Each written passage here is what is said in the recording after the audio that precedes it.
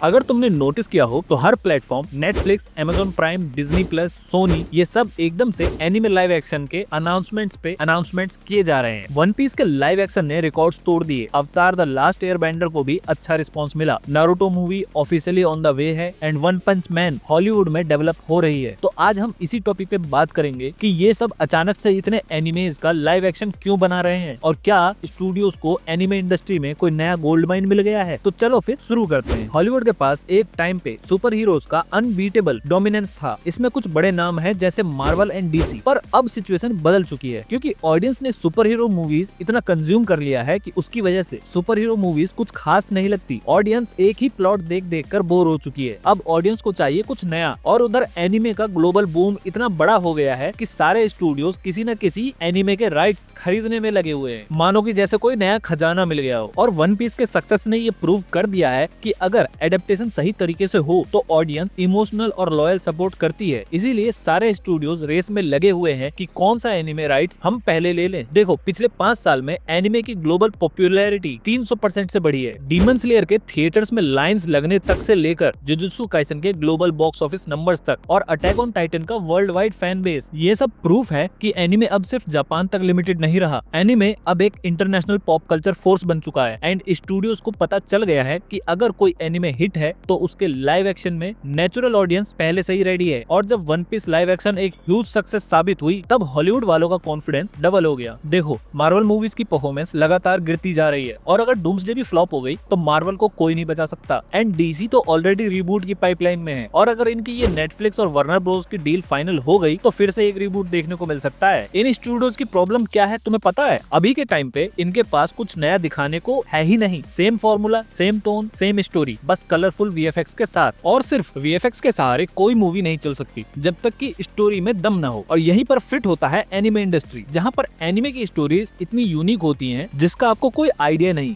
Sometimes dark, sometimes philosophical और कभी कभी फुल इमोशनल स्टोरी। हॉलीवुड वालों को एक फ्रेश स्टोरी टेलिंग का रास्ता चाहिए था और एनिमे इंडस्ट्री उसका परफेक्ट सॉल्यूशन है। अब Netflix, Amazon, Disney plus and HBO max ये सब स्ट्रीमिंग वॉर में फाइट कर रहे हैं। इन सबको चाहिए क्या? बस ग्लोबल कंटेंट, गारंटीड ऑडियंस। और एनिमे लाइव एक्शन इसका एकदम परफेक्ट एग्जांपल है। वन पीस लाइव एक्शन के बाद नेटफ्लिक्स ने फुल कॉन्फिडेंस के साथ मल्टीपल एनिमे प्रोजेक्ट्स को ग्रीन लाइट कर दिया और अमेज़न ने भी your name plus legend of Zelda जैसे प्रोजेक्ट्स को लॉक कर दिया है। सोनी भी Naruto plus one Punch man में मोटा इन्वेस्टमेंट कर रहा है। देखो, स्टूडियोज को एनिमे से एक ऐसा कंटेंट मिल रहा है जो वर्ल्ड वाइड सक्सेस की गारंटी देता है, क्योंकि वो सिर्फ मूवीज या सीरीज से ही पैसा नहीं कमाने वाले। एनिमे मर्चेंडाइज इस टाइम पर दुनिया का सबसे बड़ा एंटरटेनमेंट मर्चेंडाइज मार्केट बन चुका है। एनिमे फैंस बहुत सारे मर्चेंडाइज खरीदते हैं। वो तो मैं गरीब हूँ, वरना मेरे पास भी बोआ हैंकॉक वाला पिलो होता। ओह सॉरी, मुद्दे से भटक गया। देखो, हॉलीवुड के लिए परफेक्ट बिजनेस मॉडल है। मूवी और सीरीज से तो पैसा आएगा ही, प्लस मर्चेंडाइज से भी वो मोटा प्रॉफिट जनरेट कर सकते हैं। Naruto, One Piece, Dragon Ball, Pokemon ये brands already multi billion franchise हैं, तो इन्हें ज्यादा प्रॉब्लम होने नहीं वाली है। अगर लाइव एक्शन सक्सेसफुल होता है तो मर्चेंडाइज की सेल्स डबल हो जाएंगी, जो कि स्टूडियोज के लिए कमाल की बात है। जापान, कोरिया, चाइना और इंडिया, इन चारों का एंटरटेनमेंट बिजनेस इनसेन स्पीड से ग्रो हो रहा है। हॉलीवुड को पता है अगर उन्हें एशिया में लॉन्ग टर्म सक्सेस चाहिए तो एनिमे, जापानीज स्टोरी टेलिंग और एशियन आईपीज उनके लिए शॉर्टकट बन सकता है। लाइव एक्शन रीमेक से जापान के ऑडियंस, कोरिया के ऑडियंस और इंटरनेशनल एनिमे फैंस ये सब एक साथ अट्रैक्ट होंगे, क्योंकि हॉलीवुड के लिए एनिमे एडेप्टेशन एक लो रिस्क और हाई रिवॉर्ड वाली सिचुएशन है। इसका रीजन सिंपल है, स्टोरी ऑलरेडी हिट है, फैन बेस ऑलरेडी तैयार है और कैरेक्टर्स ऑलरेडी आइकॉनिक हैं। इसीलिए स्टूडियोज को मार्केटिंग में भी एक्स्ट्रा एफर्ट नहीं लगाना पड़ेगा, हाइप ऑटोमेटिकली क्रिएट हो जाएगा। और इसका बेस्ट एग्जांपल दूं तो वन पीस का ट्रेलर आते ही इंटरनेट एक्सप्लोड हो गया था और ये सिर्फ और सिर्फ उसके फैन बेस की वजह से हुआ था। और ऐसा नहीं है कि इन्होंने पहले लाइव एक्शन बनाने का ट्राई नहीं किया। 20s में कई एनिमे के लाइव एक्शन बने थे, जैसे Dragon Ball Evolution, Last Airbender, Death Note, Ghost in the Shell, लेकिन ये सब फेल हो गए। इसका मेन रीजन ये था कि उस टाइम पे एनिमे का लाइव एक्शन देखने के लिए कोई इंटरेस्टेड ही नहीं था। लाइव एक्शन तो छोड़ो, उस टाइम पे कोई एनिमे देखने में इंटरेस्टेड नहीं था और उस टाइम टेक्नोलॉजी भी इतनी एडवांस नहीं थी, जिसकी वजह से वीएफएक्स बहुत वीक लगते थे। लेकिन आज के टाइम पे ऐसा नहीं है। Unreal engine 5, high and CGI ये सब एनिमे स्टाइल विजुअल्स को रियलिस्टिक बना सकते हैं। अब एक वन पीस जैसा वर्ल्ड बन सकता है और वो भी बिलीवेबल लगेगा। पहले फैंस बहुत स्ट्रिक्ट थे स्टोरी में स्मॉल चेंजेस को लेकर, लेकिन अब माइंडसेट चेंज हो रहा है। बस फैंस चाहते हैं कि आप कोर स्टोरी को रिस्पेक्ट करो, ओरिजिनल क्रिएटर को इन्वॉल्व करो और स्टोरी को डेवलपिंग बनाओ। बनाओ। अब देखो ओडा के इन्वॉल्वमेंट की वजह से ही वन पीस का लाइव एक्शन इतना अच्छा बन पाया और ऑडियंस के बीच भी ट्रस्ट बिल्ड हुआ। इसी तरह किसीमोटो भी नारुतो मूवी में इन्वॉल्व है और अटैक ऑन टाइटन को लेकर भी रूमर्स हैं कि इसमें जापानीज टीम इंक्लूड होगी। तो फैंस काफी होपफुल हैं इस चीज को लेकर। अब स्टूडियोज फैंस के एक्सपेक्टेशंस को बेटर समझ पा रहे हैं। एनिमे इंडस्ट्री में ऑलरेडी वो सारे एलिमेंट्स हैं जो एक ब्लॉकबस्टर सिनेमा में होना चाहिए। Strong heroes, deep emotional arcs, villains with purpose, big battles, unique fantasy worlds. Hollywood सिर्फ फॉर्मेट फॉलो करे तो anime live action huge franchise बन सकती है। तो चलो अब देखते हैं कौन कौन से बड़े एनिमे प्रोजेक्ट हॉलीवुड में रेडी हो रहे हैं। नारुतो तो ऑफिशियल है, इसमें किसीमोटो का भी इन्वॉल्वमेंट रहेगा। वन पंच मैन पे भी सोनी वाले काम कर रहे हैं और माय हीरो एकेडेमिया और हेल्स पैराडाइज ये दोनों नेटफ्लिक्स वाले के अंदर हैं और इस पे काम चल रहा है। योर नेम मूवी भी कंफर्म ही समझो अमेज़न वालों की तरफ से। और अटैक ऑन टाइटंस को लेके बहुत सारे रूमर्स हैं कि इसका लाइव एक्शन भी डेवलपिंग में है, लेकिन अभी प्रॉपर कंफर्मेशन नहीं है। और डीमन स्लेयर को लेकर भी काफी सारे मल्टीपल स्टूडियोज इंटरेस्टेड हैं इसके राइट्स खरीदने के लिए। तो अब हॉलीवुड इंडस्ट्री बिलियंस इन्वेस्ट कर रहे हैं इस प्रोजेक्ट्स में। तो ये कहना गलत नहीं होगा कि स्टूडियोज को एक नया गोल्ड माइन मिल गया है। World wide fandom, big merchandise money, unique stories, emotional depth और सिनेमैटिक यूनिवर्स का अनलिमिटेड पोटेंशियल। अगर स्टूडियोज ऑथेंटिसिटी मेंटेन रखे तो एनिमे लाइव एक्शन वर्ल्ड का डोमिनेंट ब्लॉकबस्टर फ्रेंचाइज बन सकता है। तो अब आपका क्या ओपिनियन है इस चीज को लेकर? कौन से एनिमे लाइव एक्शन परफेक्ट बन सकते हैं और कौन से बिल्कुल नहीं बनने चाहिए? कमेंट में जरूर बताना। और अगर वीडियो पसंद आई हो तो लाइक कर देना, चैनल पर नए हो तो सब्सक्राइब कर देना। मैं मिलता हूँ अगली वीडियो में किसी और नए टॉपिक के साथ। तब तक के लिए बाय बाय।